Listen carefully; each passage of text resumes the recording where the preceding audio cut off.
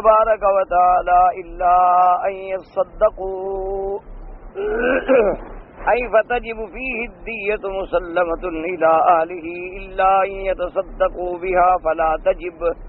اب مفسر رحمۃ اللہ علیہ قرآن مقدس کی ان آیات مبارکہ جو سورۃ النساء کی آیات ہیں بیان فرما رہے ہیں کہ اگر کسی شخص نے کسی مومن کو قتل کیا بغیر ارادے کے قطعا تو اس کے ذمہ دو چیزیں ہیں، ایک دیت ہے اور ایک تحریر و رقبہ ہے. یعنی ایک تو وہ غلام بندے کو آزاد کرے اور دوسرا یہ ہے کہ اس کے مقتول کو خون بہا دیت جو ہے وہ ادا کرے. اور دیت کیا تھی؟ 100 اونٹ اگر جانوروں میں قیمت لگائی جائے، یا 1000 دینار اس وقت کا جو دینار ہے اس کی جو اب قیمت بنے، کیونکہ اس وقت تو چاندی سونے کے دینار ہوتے تھے، اور یا 10,000 درہم. اگر مقتول کے وارث معاف کر دیں تو پھر دیت معاف ہو جائے. اب مفسر اسی آیت پر دلیل بیان فرما رہے ہیں کہ وَقَوْلُهُ تَبَارَكَ وَتَعَالَى إِلَّا أَن يَصَّدَّقُوا. مفسر فرماتے ہیں کہ وَتَجِبُ فِيهِ الدِّيَّةُ مُسَلَّمَةٌ إِلَىٰ أَهْلِهِ کہ دیت دینا ضروری ہے اس کے اہل کو، ورثائے مقتول کو. إِلَّا أَن يَتَصَدَّقُوا بِهَا مگر وہ معاف کر دیں تو فَلَا تَجِب پھر ضروری نہیں ہے. بس اب دوسرا مسئلہ ہے. یہ تو مسئلہ تھا کہ ایک آدمی نے مومن بندے کو مار دیا خطأ بس. اب دوسرا مسئلہ یہ ہے کہ فَإِن كَانَ مِن قَوْمٍ عَدُوٍّ لَكُمْ کہ وہ تمہاری دشمن قوم سے ہے لیکن ہے مومن. معنی یہ ہے کہ ایک آدمی ہے مسلمان مومن ہے لیکن ہے کافروں میں رہتا ہے، سارا قبیلہ خاندان سب اس کے کافر ہیں، دشمن ہیں، حربی ہیں. تو اب کیا کریں گے؟ تو اگر وہ مومن بندہ خطأ مر جائے تو بس پھر صرف تحریر رقبۃ مومن، پھر ایک غلام آزاد کریں گے. اور وہ مسئلہ آپ پڑھ چکے ہیں کہ اگر غلام نہ ملے تو پھر کیا کرے گا؟ 60 روزے رکھے گا متتابعین، کیونکہ اب وہ آدمی تو ایک ہی مومن تھا، باقی تو سارا خاندان کافر ہے. تو الکافر لا یرث المسلم، کافر جو ہے وہ مسلمان کا وارث نہیں بن سکتا. تو لہذا اگر ہم دیت دیں تو اس کس کو دیں؟ تو صاحب اس لیے اللہ نے وہاں دیت معاف کر دی، صرف تحریر رقبۃ مؤمنۃ بس. اب فرماتی اذا كان القتيل مؤمنا ولكن اولیاؤه من الكفار اهل حرب فلا دیت لهم کہ قتل ہونے والا تو مومن ہے لیکن اس کے وارث جو ہیں وہ سارے کافر حربی ہیں، تو کافر حربی کو تو دیت نہیں دی جاتی، نہ کافر حربی کو پیسہ دیا جاتا ہے. وعلى القاتل تحرير رقبة مؤمنة لا غير. اب جو قاتل ہے اس پہ صرف ایک بات ہے کہ وہ غلام آزاد کرے، اس کے علاوہ اس پہ کوئی دیت نہیں. وقوله تبارک، اب یہ تیسری صورت ہے وَإِن كَانَ مِن قَوْمٍ بَيْنَكُمْ وَبَيْنَهُم مِّيثَاقٌ کہ تم نے ایک ایسا آدمی قتل ہو گیا کہ وہ اور اس کی قبیلے سے تمہاری صلح ہے، تمہارا معاہدہ ہے، وہ ذمہ ہیں، تو اب وہاں دیت بھی دینی پڑے گی اور غلام بھی آزاد کرنا پڑے گا. کیونکہ اگر ہم دیت نہ دیں تو پھر معاہدے کی خلاف ورزی ہے، کیونکہ ہمارا ان کے ساتھ معاہدہ ہے، وہ ذمہ ہے اور ان کے ساتھ ہدنہ ہے، صلح ہے. تو اب اگر اللہ تبارک و تعالیٰ دیت نہ رکھتے تو پھر دشمنوں کو یہ کہنے کا موقع ملتا کہ باجی یہ مسلمان کو تو دیتا ہے لیکن کافروں کو دیتے ہی نہیں ہے. تو اس لیے اللہ پاک نے وہاں پابندی لگا دی. پہلی صورت میں دیت کیوں نہیں رکھی کہ وہ کافر حربی ہے، وہ ہمارے ساتھ ہر وقت لڑ رہا ہے، تو اس کے لیے تو مال پہنچانا ضروری، یعنی وہ ہمارا مال لے کر الٹا پھر ہمیں قتل کرے. وَإِن كَانَ مِن قَوْمٍ بَيْنَكُمْ وَبَيْنَهُم مِّيثَاقٌ أي وإن كان القتيل أولياؤه أهل ذمة أو هدنة فلهم دية قتيلهم. اب مفسر فرماتا ہے کہ جو مارا گیا اگر اس کے وارث جو ہیں وہ ذمہ ہیں یا ان کے ساتھ مصالح ہیں، ہدنہ مانا صلح، تمہاری صلح ہے، فلهم دية قتيلهم ان کے لیے یہ ہے کہ وہ مقتول کی دیت ان کو دینی ہوگی. فإن كان مؤمنا فدية كاملة اگر مومن ہے تو پھر اگر بندہ جو مر گیا وہ مومن ہے تو پوری کی پوری دیت دینی ہوگی. وَكَذَا إِن كَانَ كَافِرًا أَيْضًا عِندَ طَائِفَةٍ مِّنَ الْعُلَمَاءِ اور اکثر اور جماعت علماء کی یہ کہتی ہے کہ چاہے مرنے والا کافر بھی ہو لیکن اس قوم سے چونکہ تمہارا معاہدہ ہے لہذا تمہیں ان کو دیت دینی ہوگی. وَقِيلَ يَجِبُ فِي الْكَافِرِ نِصْفُ دِيَّةِ الْمُسْلِمِ وَقِيلَ ثُلُثُهَا كَمَا هُوَ مُفَصَّلٌ فِي كِتَابِ الْأَحْكَامِ. وَيَجِبُ أَيْضًا عَلَى الْقَاتِلِ تَحْرِيرُ رَقَبَةٍ مُؤْمِنَةٍ اب بعض علماء فرماتی ہیں کہ اگر مرنے والا کافر ہے تو پھر آدھی دیت، اور بعض کہتی ہیں کہ بس 1/3 حصہ یعنی تیسرا حصہ دیت کا دیا جائے گا، لیکن اس قاتل پر یہ ضروری ہے کہ غلام آزاد کرے۔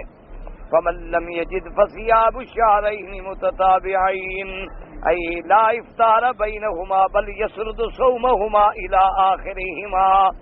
اب اللہ پاک نے فرمایا کہ فمن لم يجد یعنی جو آدمی طاقت نہیں رکھتا، کیا معنی اتنا پیسے نہیں، کہاں سے غلام خریدے؟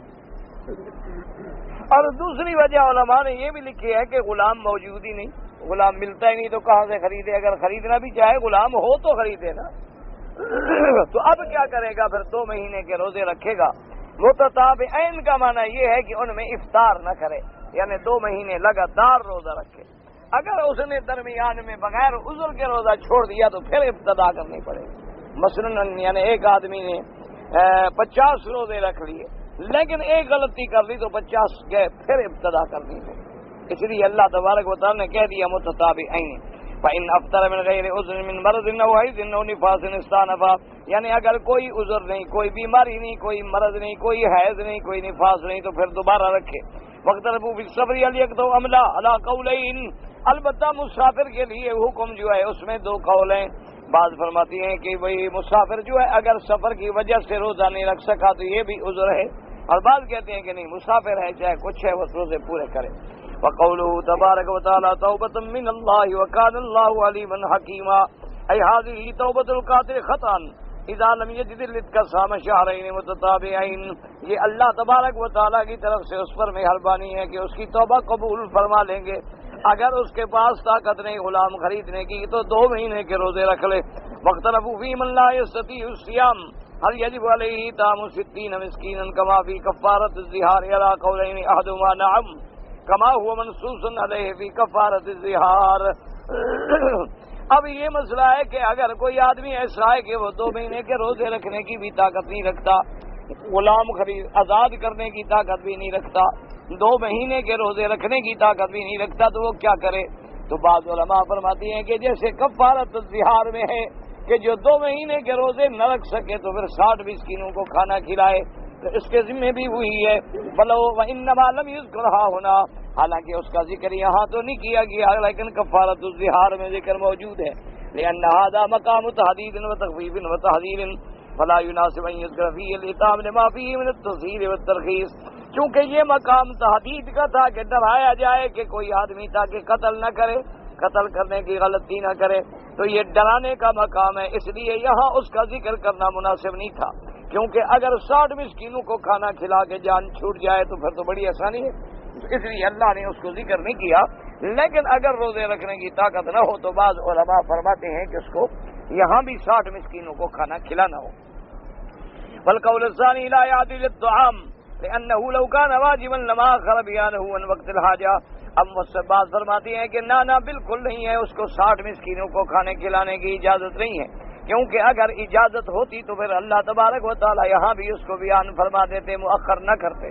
وکان اللہ علی حکیمہ، اللہ تبارک و تعالی علم والے ہیں، حکمت والے ہیں، ان کے جو احکام ہیں وہ علم پر مبنی ہیں، ان کے جو احکام ہیں وہ حکمت پر مبنی ہیں۔ اللہ نے قطع خطا میں دیت رکھی ہے تو اس میں بھی حکمتیں ہیں، اللہ نے کافر حربی کے لیے دیت نہیں رکھی تو اس میں بھی حکمتیں ہیں، اللہ نے معاہد مستامن مصالح کے لیے دیت رکھی ہے اس میں بھی حکمتیں ہیں، اور پھر اللہ نے اپنے حق کے لیے رکھا کہ غلام کو آزاد کرو، تاکہ جیسے تم نے کسی کی روح ضائع کرنے کا سبب بنے ہو اسی طرح کوئی روح والی چیز بھی آزاد ہو جائے۔ لیکن اگر نہ ملے تو پھر 60 روزہ رکھے تاکہ اپنے نفس کو روکنے کی تربیت حاصل ہو جائے اور تزکیہ ہو جائے۔ ثم لما بین تعالی حکم القتل الخطا شرع فی بیان حکم القتل العمد وقال ومن یقتل مؤمنا متعمدا۔ اب اللہ پاک نے پہلے تو بیان فرمایا وہ احکام جو قتل خطا سے تعلق رکھتی ہیں، اب بیان فرماتی ہیں قتل عمد کے کوئی خدا نہ کرے کسی کو جان بوجھ کر قتل کر دے اعلی قتل کے ساتھ اور ارادہ قتل کے ساتھ، تو اس کے بارے میں کیا حکم ہے؟ وَهَذَا تَحْدِيدٌ شَدِيدٌ وَوَعِيدٌ نَكِيدٌ لِمَنْ تَعَاطَى هَذَا الذَّنبَ الْعَظِيمَ الَّذِي هُوَ مَقْرُونٌ بِالشِّرْكِ بِاللَّهِ فِي غَيْرِ مَا آیَةٍ فِي كِتَابِ اللَّهِ۔ یہاں اس کے لیے بڑی تحدید ہے یہاں اس کے لیے سخت وعید ہے، اتنا بڑا گناہ ہے قتل کرنا کہ اللہ تبارک و تعالیٰ نے قرآن پاک کی آیات میں شرک کے بعد جو گناہ ہے اس میں قتل انسانی کو رکھا ہے. جیسے اللہ نے فرمایا والذین لا یدعون مع اللہ الہا آخر. مومن کی صفت کیا ہے کہ وہ اللہ کے سوا کسی کو معبود نہ مانے، معبود برحق صرف اللہ کو مانے اور ساری عبادتیں صرف اسی کے لیے مختص کر دے. وَلَا يَقْتُلُونَ النَّفْسَ الَّتِي حَرَّمَ اللَّهُ إِلَّا بِالْحَقِّ. اور مومن کی صفت کیا ہے؟ وہ شرک بھی نہ کرے اور قتل بھی نہ کرے، کسی انسان کو قتل نہ کرے جس کا قتل کرنا اللہ نے حرام کر دیا ہے مگر حق کے ساتھ. کیا مانا؟ اگر کوئی قاتل ہے تو قتل ہوگا، اگر کوئی شادی شدہ مرد عورت زنا کرے تو قتل ہوگی، اگر کوئی دین بدل کے مرتد ہو جائے تو وہ قتل ہوگا، ورنہ اس کے علاوہ کسی کو قتل کی اجازت نہیں. اس لیے میرے آقا سرکار دو جہاں رحمت للعالمین صلی اللہ علیہ وسلم آپ نے ارشاد فرما دیا کہ یاد رکھو مسلمانوں، حجۃ الوداع کے خطبے میں جو میرے مدنی پاک کا آخری حج ہے صلی اللہ علیہ وسلم، آپ نے اس میں جو خطبہ ارشاد فرمایا وہ اتنا جامع ہے، معنی ہے، کامل ہے، مکمل ہے کہ ساری دنیا، ساری کائنات کے بڑے بڑے مدبر، بڑے بڑے مفکر آج بھی اسی خطبے کو حجت بناتے ہیں. اس میں حضور نے فرمایا تھا کہ لوگ ایو یوم ھذا، یہ کون سا دن ہے، یہ کون سا مہینہ ہے، یہ کون سا مقام ہے؟ صحابہ چپ رہے تو حضور نے فرمایا یہ مہینہ ذی الحجہ کا مہینہ ہے، اور یہ دن جو ہے یہ عرفات یوم الوقوف کا دن ہے اور جمعہ کا دن ہے، اور یہ بلد جو ہے بلد اللہ الحرام ہے. فرمایا یاد رکھو اسی طرح جیسے آج کے دن کی حرمت ہے، اللہ نے تم پر مسلمانوں کا دمہ و ارضہ و مالہ حرام، کسی مسلمان کا مال، کسی مسلمان کی عزت اور کسی مسلمان کا خون جو ہے تم پر قیامت تک کے لیے حرام. کہ اگر تم مسلمان ہو تو کسی کا خون نہ بہانا، اگر تم مسلمان ہو تو پھر کسی مسلمان کی عزت میں خیانت نہ کرنا، اگر تم مسلمان ہو تو کسی کے مال کو دھوکہ نہ دینا، اللہ نے تم پہ حرام کر دیا. صرف 3 مقام ہیں جہاں بندے کا قتل جائز ہے کہ اگر وہ قاتل ہے قتل ہوگا، لیکن تم قتل نہیں کرو گے، ولی الامر اولیاء الامور حکام قتل کریں گے. اسی طرح یاد رکھ لیں کہ اگر وہ سیب الزانی، کیا مانا شادی شدہ ہو کے زنا کرے، وہ بھی قتل ہوگا، رجم ہوگا. اور اسی طرح جو آدمی دین اسلام کو چھوڑ کے پھر مرتد ہو جائے، دین اسلام سے نکل جائے، اس کو بھی قتل کیا جائے گا. لیکن قتل کون کریں گے؟ اولیاء الامر، حکام، امراء، قضات، جن کے ہاتھ میں حکومت ہوگی. یہ نہیں کہ تم خود بدلہ لینا شروع کر دو پھر تو دنیا میں فساد ہو جائے. اس لیے اللہ تبارک و تعالی نے فرمایا قل تعالوا اتل ما حرم ربکم علیکم اللہ تشرکوا بہ شیئا. اللہ پاک نے فرمایا کہ آؤ ہم تمہیں بتائیں، میں تم پہ وہ چیزیں پڑھوں جو اللہ نے حرام کی ہیں تم پر. ایک تو شرک حرام، قتل حرام، وہاں بھی اللہ نے شرک کے بعد قتل کا ذکر فرمایا ہے. اس لیے فرماتی ہے والآیات والحدیث فی تعریف القتل کثیرۃ جدا ومن ذلك ما ثبت في الصحيحين عن ابن مسعود رضي الله تعالى عنه قال قال رسول الله صلى الله عليه وسلم اول ما يقضى بين الناس يوم القيامة في الدماء. اب مفسر رحمۃ اللہ علیہ فرماتی ہیں کہ اللہ نے قرآن پاک کی کتنی آیتوں میں اور احادیث مبارک میں کئی مقام پہ آیا کہ اللہ پاک نے حرام کر دیا کہ مسلمان پر مسلمان کا خون حرام ہے. اور آج ہم اسی عذاب میں مبتلا ہیں کہ مسلمان مسلمانوں کا قاتل ہے، مسلمان مسلمانوں کو قتل کر. اسی لیے ایک بہت بڑے عالم تھے، ادیب تھے، مفکر تھے، انہوں نے لکھا کہ انسان جو ہے نا یہ ایسا خطرناک حیوان ہے کہ حیوان بھی اپنی جنس کا قاتل نہیں ہوتا. مقصد یہ ہے کہ سانپ سانپ کو نہیں کاٹتا، کتا بھی کتے کو نہیں کاٹتا، خنزیر بھی خنزیر کو نہیں کاٹتا. لیکن یہ انسان ایسا بدترین حیوان ہے کہ جب یہ انسانیت سے گزر جائے تو پھر یہ انسانوں کو قتل کرتا ہے، یہ اپنے ہم جنس کا خون بہاتا ہے. اور آج کل تو انا للہ و انا الیہ راجعون، ایسا ہم پر اللہ کے عذاب کا کوڑا برس رہا ہے کرائے کے قاتل موجود ہیں، جس کو چاہیں قتل کرا دیں، علماء کو قتل کرائیں، چاہے تو قاریوں کو قتل کرائیں، چاہے تو دینی مدرسے کے معصوم طلباء کو قتل کرائیں۔ انا للہ و انا الیہ راجعون۔ اس کے علاوہ ہم لوگوں کے بس میں کیا ہے کہ ہم اپنا معاملہ اللہ کے سپرد کرتے ہیں۔ وَأُفَوِّضُ أَمْرِي إِلَى اللَّهِ إِنَّ اللَّهَ بَصِيرٌ بِالْعِبَادِ۔ اور یہ اصل کیا ہے؟ یہ اللہ کے عذاب کا کوڑا ہے، کیونکہ یاد رکھو جب ایک عالم اور ایک محدث، مفسر، عالم، مؤلف کا خون ناحق زمین پہ بہے گا تو اللہ کا قہر جوش میں نہیں آئے گا، اور جب وہ اللہ کا عذاب آئے گا تو سب پہ آئے گا۔ نتیجہ کیا نکلے گا کہ اور بربادی اور تباہی، کہ جب مظلوموں کی فریادیں سیدھی عرش پہ جائیں گی تو نتیجہ کیا نکلے گا؟ بس اس کا علاج ہے توبہ، کہ استغفار کریں، توبہ کریں، اللہ سے معافی مانگیں، اللہ کی طرف رجوع کریں۔ اس کے علاوہ کوئی علاج نہیں۔ اس کا علاج نہ چوکیاں ہیں، نہ پہرے ہیں، نہ قانون ہیں۔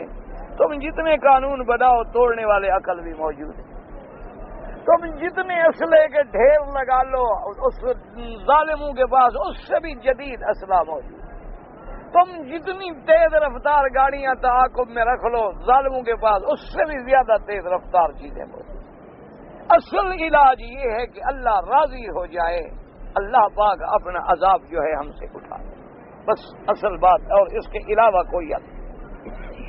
اس حضرت ابن عبداللہ ابن مسعود رضی اللہ تعالیٰ عنہ کی روایت ہے، امام بخاری اور امام مسلم رحمۃ اللہ علیہ نے اپنی کتابوں میں اس حدیث مبارک کو ذکر کیا کہ حضور پاک نے فرمایا اول ما یقضی بین الناس فی الدماء یوم القیامہ، قیامت والے دن سب سے پہلے جو حساب کتاب ہوگا وہ قتل کے بارے میں ہوگا کہ تم نے کیوں قتل کیا۔ وفي الحديث الآخر الذي رواه أبو داود من رواية عمرو بن الوليد بن عبد البصري عن عبادة بن الصامت رضي الله تعالى عنه قال قال رسول الله صلى الله عليه وسلم لا يزال المؤمن معتنقا صالحا ما لا يصب دما حراما فإذا أصاب دما حراما بلحا۔ اب جناب مسلم رحمۃ اللہ علیہ فرماتے ہیں کہ حضرت عبادۃ بن الصامت فرماتے ہیں کہ حضور پاک نے فرمایا کہ مومن اس وقت تک صحیح معنوں میں سمجھنے والا اور صحیح معنوں میں پرہیزگار ہوتا ہے جب تک کہ ناحق کسی کا قتل نہ کرے، اور جب ناحق قتل کرتا ہے تو پھر عقل چلی جاتی ہے، عقل زائل ہو جاتی ہے۔ جیسے سب سے پہلے قابیل نے قتل کیا، اللہ نے عقل چھین لی کہ لاش اٹھا کے بھائی کی پھر رہا ہے کہ میں کیا کروں، اور سب سے پہلا قتل قابیل نے کیا، قیامت تک جتنے قتل ہوں گے قابیل پر بھی لکھے گئے۔ اس لیے یاد رکھو جو برائی کی ابتدا کرے قیامت تک پھر جب برائی ہوتی رہے گی تو برائی کی ابتدا کرنے والے پر بھی رکھی جائے۔ اور اسی طرح حضور نے فرمایا ایک دوسری حدیث مبارک میں آتا ہے، وہ فی حدیث آخر لزوال الدنیا اہون عند اللہ من قتل رجل مسلم۔ اس حدیث مبارک میں آتا ہے کہ اللہ تبارک و تعالیٰ کے نزدیک ساری دنیا مٹ جائے یہ تو آسان ہے، لیکن ایک مسلمان کا خون زیادہ اہم ہے کہ ساری دنیا برباد ہو جائے لیکن بندہ قتل نہ ہو۔ اللہ کے ہاں انسان کی کتنی عزت اور عظمت۔ وفی الحدیث الآخر لو اجتمع اہل السماوات والارض علی قتل رجل مسلم لکبہم اللہ فی النار۔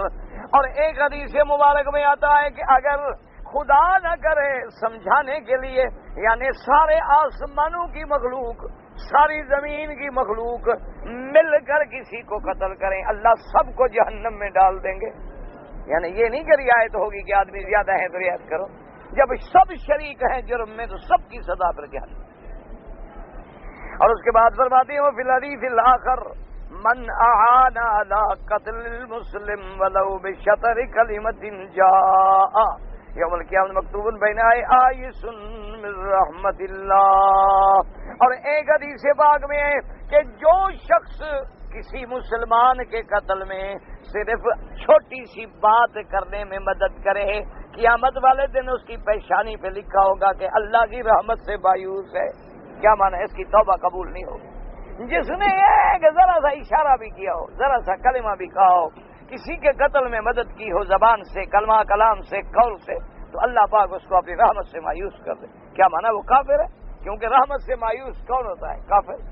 ورنہ مسلمان تو کبھی اللہ کی رحمت سے مایوس نہیں ہو سکتا. کہ یا عبادی الذین اسرفوا علی انفسہم لا تقنطوا من رحمت اللہ. اللہ نے مسلمانوں کو تو یہ فرمایا چاہے تم کتنے گناہ کر بیٹھو لیکن میری رحمت سے نا امید نہ ہونا. اور دوسرے مقام پہ فرمایا انہ لا ییأس من روح اللہ الا القوم الکافرون. اللہ کی رحمت سے نا امید نہیں ہوتے مگر کافر. تو جب اس کی پیشانی یعنی اتنا بڑا، اسی لیے ابن عباس فرماتے تھے کہ لا توبۃ لقاتل المؤمن ابدا. حضرت ابن عباس فرماتے ہیں کہ جو بندہ کسی مسلمان کو قتل کرے اللہ اس کی توبہ بھی قبول نہیں کریں گے. معنی یہ ہے کہ وہ کافر ہو کے مر گیا. وقال البخاری حدثنا آدم قال حدثنا شعبہ قال حدثنا نعمان قال سمعت جبیر قال اختلف اهل الكوفہ فرحلت الى ابن عباس فسالته عنها فقال نزلت هذه الآية ومن يقتل مؤمنا متعمدا فجزاؤه جهنم هي آخر ما نزل وما نسخ شيء. اب جناب فرماتی ہیں کہ اس میں اختلاف ہوا کوفے والوں میں کہ بھئی یہ جو آیت ہے اس سے تو معلوم یہ ہوتا ہے کہ اس کی توبہ بھی قبول نہیں ہوگی، ہمیشہ جہنم میں رہے گا. کہتے ہیں کہ میں نے سفر کیا ابن عباس کی خدمت میں نے جا کے پوچھا کہ یہ آیت جو ہے قاتل کے بارے میں کہ وہ ہمیشہ جہنم میں رہے گا، آپ نے فرمایا ہاں یہ آخری حکم ہے، اس کے بعد کوئی حکم اللہ نے نازل نہیں کیا جس میں کوئی معافی ملنے کی امید ہو. معنی یہ ہے کہ بس یہی حکم قطعی ہے کہ فجزاؤہ جہنم جہنم خالدا فیہا، کہ ہمیشہ جہنم میں رہے گا. وغضب اللہ علیہ ولعنہ، اللہ کا غضب، اللہ کی لعنت بھی. وأعد له عذابا عظیما. اب فرماتے ہیں وقال رواه ايضا مسلم النسائي من طرق شعبة به رواه ابو داود عن بن وادي سفيان الثوري عن مغيرة بن نعمان سعيد بن جبير عن ابن عباس في قوله تبارك وتعالى ومن يقتل مؤمنا متعمدا فجزاؤه جهنم وقال ما نسخ شيء.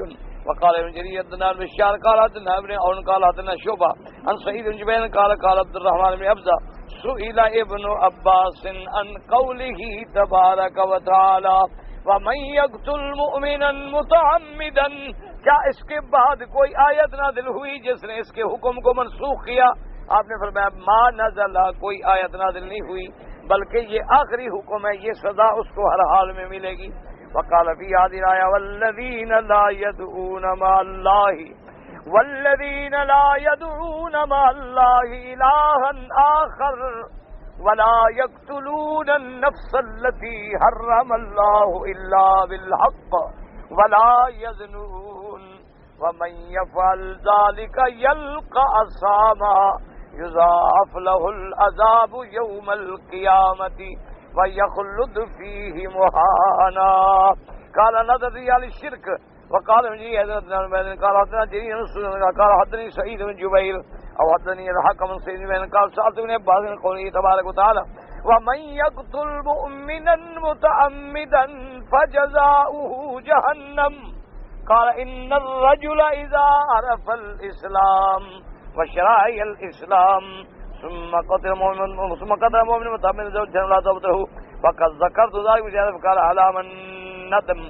اب جناب فرماتی ہیں کہ میں نے حضرت ابن عباس سے پوچھا، انہوں نے فرمایا کہ جب آدمی اسلام کو جان لے، اللہ کی دین کی شریعت اسلام کو سمجھ لے، پکا مسلمان بھی ہو جائے، پھر کسی مسلمان کو قتل کرے فجزاؤہ جہنم، اس کی جزا یہ ہے کہ وہ ہمیشہ جہنم میں رہے گا.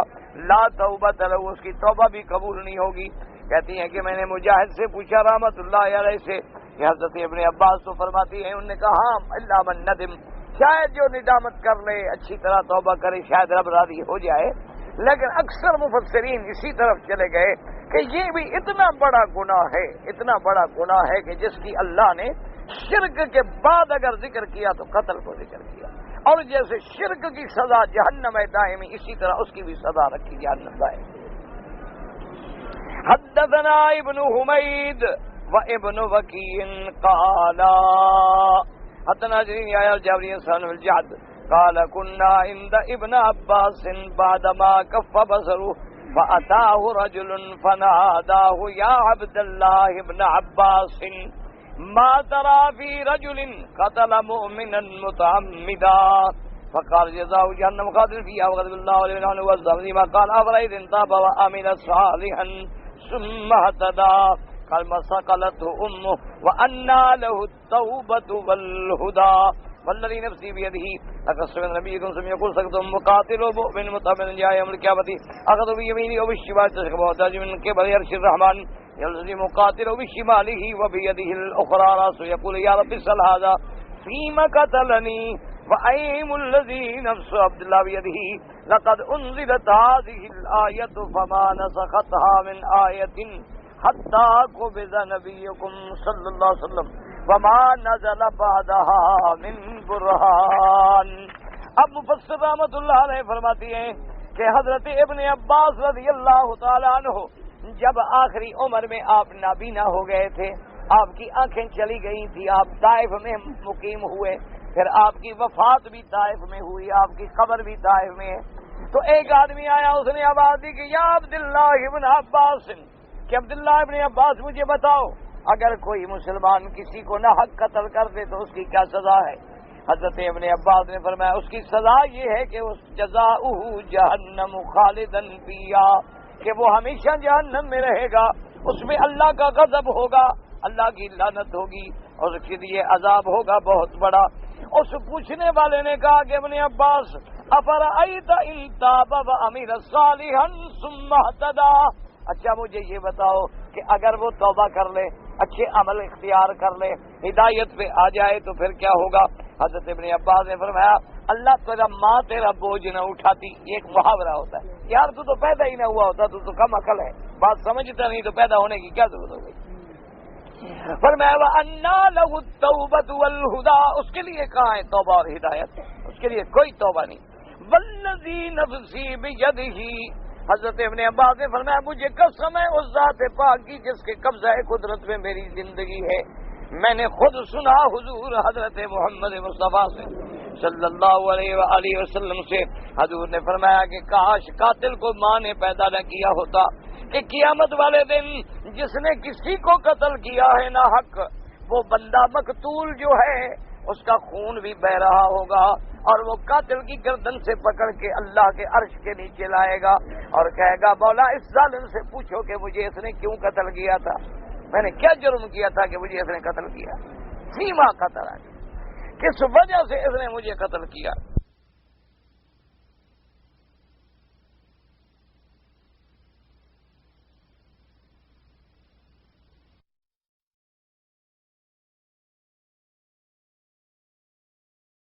نہ تو یہ آیت منسوخ ہوئی، نہ اس آیت کے بعد کوئی اور آیت نازل ہوئی کہ جس سے ہمیں یہ امید ملے، یہ رعایت ملے کہ شاید وہ بندہ بچ جائے. تو اس لیے انہوں نے فرمایا کہ بھئی اس کی تو توبہ بھی قبول نہیں ہوگی. یہ ٹھیک ہے، انشاءاللہ آگے ہم پڑھیں گے کہ بوجہ مسلمان ہونے کے کبھی نہ کبھی وہ جہنم سے نکلے گا، لیکن عذاب اتنا شدید ہے کہ جیسے مشرک اور کافر کا عذاب. اور بعض احادیث مبارک سے اور قرآن کی آیت ظاہری سے تو یہ معلوم ہوتا ہے کہ اس کی توبہ بھی قبول نہیں ہوگی.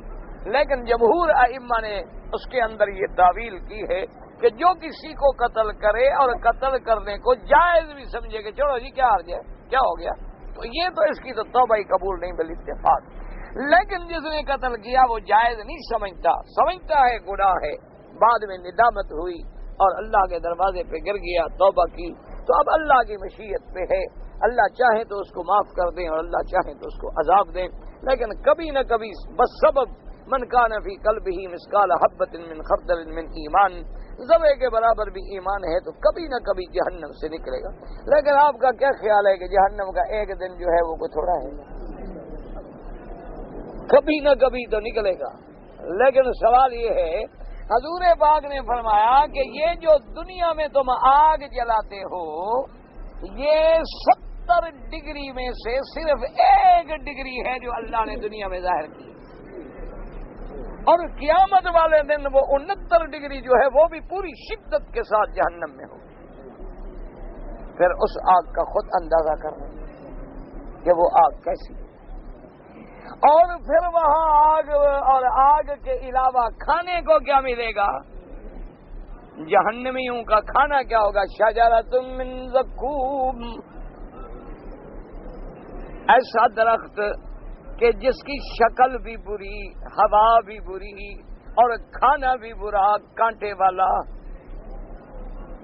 اور جناب پھر یہ نہیں کہ وہ آدمی کہہ جی یہ تو گندا ہے، میں کہہ فرمایا فَمَالِئُونَ مِنْهَا الْبُطُونَ، حکم ہوگا کہ بدبختو کھاؤ، اسی سے پیٹ بھرو۔ اور اس کے بعد پھر پانی کیا ملے گا؟ فَشَارِبُونَ شُرْبَ الْحِیمِ، پھر ان کو پانی جو پلایا جائے گا وہ ایسا گرم ہوگا، اور جہنمیوں کے زخموں سے جو پیپ بہ رہی ہوگی اسی کو گرم کر کے پلائیں گے۔ اللہ فرماتے ہیں فَسُقُوبًا حَمِيمًا فَقُطِّعَ أَمْعَاءُهُمْ، وہ ایسا پانی گرم پلائیں گے کہ پھر آتے کٹتے ہوئے نیچے سے نکل جائے گا۔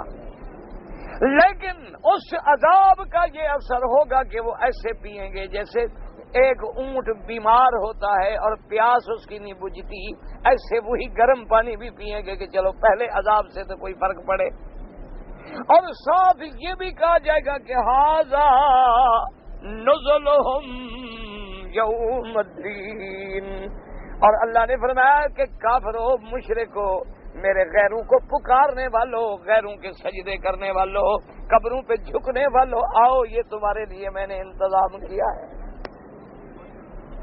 اللہ سے دعا کرو، اللہ بچائے، دل سے دعا کیا کرو۔ حرم میں بیٹھے ہو، کبھی کبھی دعا کی گھڑی ہوتی ہے، لگ جاتی ہے، دعا کیا کرو اللہ ہر کلمے پڑھنے والے کو شرک سے بچائے، اللہ تبارک و تعالی ہر کلمے پڑھنے والے کو قتل سے بچائے، اللہ پاک تمام کبائر سے بچائے، اللہ تبارک و تعالی تمام مہلکات جو گناہ برباد کرنے والے ہیں اللہ ان سے بچائے۔ دعا کیا کرو مسلمانوں کے لیے، خدا کے کعبے میں ہو، اللہ کے حرم میں ہو، مدینہ منورہ میں ہو، مسافر ہو، عمرے والے ہو، اللہ مسافروں کی فریاد سنتے ہیں، ان کی دعا کو کبھی رد نہیں کرتے، کیونکہ مسافر اللہ کا مہمان ہے نا، عمرے پہ جو آیا ہے، حج پہ آیا ہے، اللہ کا مہمان ہے۔ مہمان کی تو ایک عام بندہ بھی بات سن لیتا ہے، وہ تو ارحم الراحمین، وہ تو اکرم الاکرمین ہے، وہ رد نہیں کرتا۔ بس دعا کیا کرو کہ اللہ شرک سے۔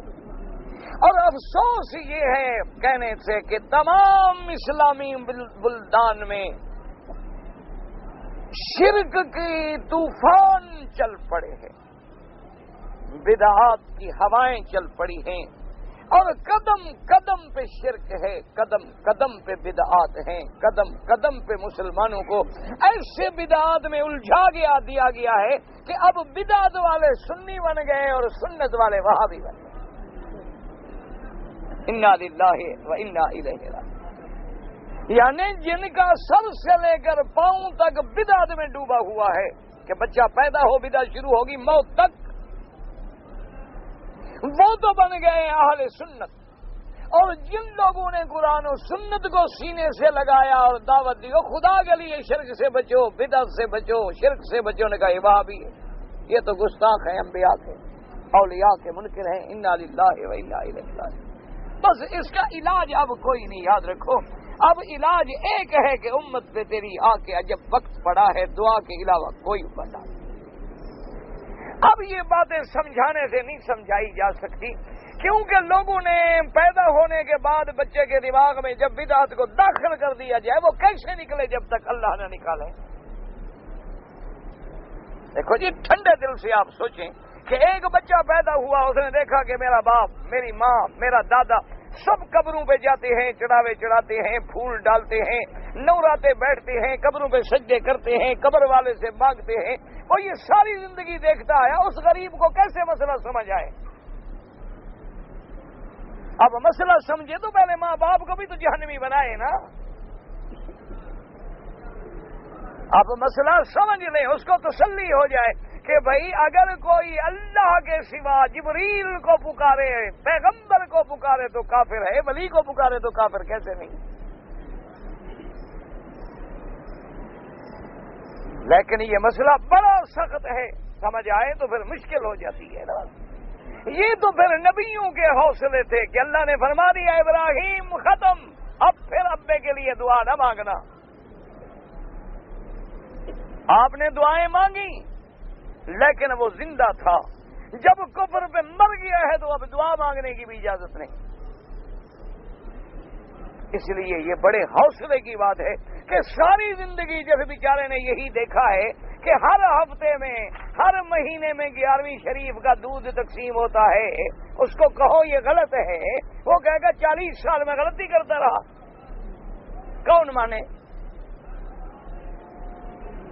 اس لیے علماء نے لکھا ہے کہ آدمی زنا سے توبہ کر لیتا ہے, ڈاکے سے توبہ کر لیتا ہے, چوری سے توبہ کر لیتا ہے, نشے سے توبہ کر لیتا ہے, قتل سے توبہ کر لیتا ہے, لیکن بدعت سے توبہ نہیں کرتا. اس کی وجہ یہ ہے کہ ان گناہوں کے کرنے والا ان کو برا تو سمجھتا ہے نا. بدعت جو کر رہا ہے وہ تو دین سمجھ رہا ہے, تو دین سے توبہ کیسے کرے؟ اس کے نزدیک تو وہ بدعت جو ہے وہ کہتے ہیں سبحان اللہ جناب, اس سے اولیاء راضی ہوں گے, جب اولیاء راضی ہوں گے خدا راضی ہوگا, جب خدا راضی ہوگا تو جنت ملے گی. وہ تو دین سمجھ کے بیچارہ جھک رہا ہے, وہ تو دین سمجھ کے قبروں پہ چادریں ڈال رہا ہے, چڑھاوے چڑھا رہا ہے, روزے بنا رہا ہے, سنگ مرمر لگا رہا ہے, اونچے اونچے کبے بنا رہا ہے, تاکہ باقی دنیا بھی وہاں آ کے شرک کرے اور یہ بھی قیامت میں ان کے جرم کا بار بھی اٹھائے. اس لیے بس اس کا علاج ایک ہے کہ دل سے دعا کیا کرو کہ اللہ ہر کلمے پڑھنے والے کو صحیح معنوں میں دین نصیب فرما. بس دعا کیا کریں, اور کوئی حل نہیں, کوئی علاج نہیں. تقریریں کرنے سے ہمیں انشاءاللہ ثواب تو ملے گا, لیکن اب علاج نہیں رہا تقریروں کا.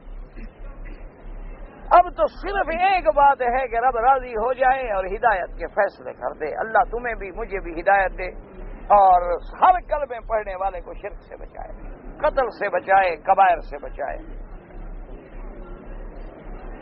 ایک آدمی دن میں 2 نمازیں پڑھتا ہے اور باقی نہیں پڑھتا, اس کے بارے میں کیا حکم ہے؟ سیدھا حکم ہے, حضور پاک نے فرما دیا ہے کہ جو ایک نماز بھی چھوڑے وہ کافر ہے. من ترک الصلاۃ متعمدا فقد کفر. حضور نے فرمایا جو شخص جان بوجھ کے ایک نماز چھوڑ دے وہ کافر ہو جاتا ہے. اور امام احمد ابن حنبل رحمۃ اللہ علیہ فرماتے ہیں کہ میاں بیوی میں اگر ایک نمازی ہے اور دوسرے نے ایک نماز چھوڑ دی تو کافر ہو گیا, نکاح ختم. آئندہ جو اولاد ہوگی وہ زنا کی ہوگی. جب نکاح نہ ہو تو کیا رہے گا؟ اور وہ فرماتے ہیں کہ یہ بے نماز مر جائے تو اس کا جنازہ نہ پڑھو اور مسلمانوں کے قبرستان میں اس کو دفن نہ کرو, یہ مسلمان ہے ہی نہیں.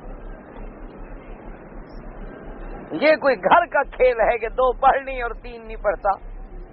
جیسے بعض لوگوں نے رواج بنایا کہ صبح کی نماز پڑھ لی, قرآن کا 1 پارہ بھی پڑھ لیا, باقی 4 چھٹی. اور عصر کی نماز میں تو کوئی نصیب والا آتا ہے. اسی لیے قرآن نے بار بار کہا کہ حافظوا علی الصلاۃ والصلاۃ الوسطی, خبردار نمازوں کی حفاظت کرو اور خاص طور پہ عصر کی نماز کی حفاظت کرو. یہ لوگوں نے کو مذاق سمجھ رکھی ہے کہ چلو جی ٹھیک ہے 2 نمازیں بھی پڑھ لی. اور بعض مسلمان تو ماشاءاللہ آج کل بڑے ہوشیار ہو گئے, صبح کو نماز پڑھ لیتے ہیں اور رات جو ہے وہ کلب میں گزرتی ہے. اگلے دن میں اخبار میں پڑھ رہا تھا, ایک پتہ نہیں کل یا پرسوں اللہ معاف کرے کسی ایک لڑکی کا کوئی بیان تھا, وہ کہہ رہی تھی کہ جی مجھے شراب پینے کے جرم میں جو پکڑا گیا ہے یہاں کون نہیں پیتا. تھوڑی موڑی چسکی تو سب لے لیتے ہیں, یعنی کوئی بات نہیں. مقصد ہے کہ کوئی بات ہی نہیں, کوئی حرج ہی نہیں. ایک اور بھی شریف آدمی گزر گیا, بہرحال اب تو آدمی مر گیا تو مرنے کے بعد آدمی برائی نہ کرے. اس کو جو کسی نے کہا کہ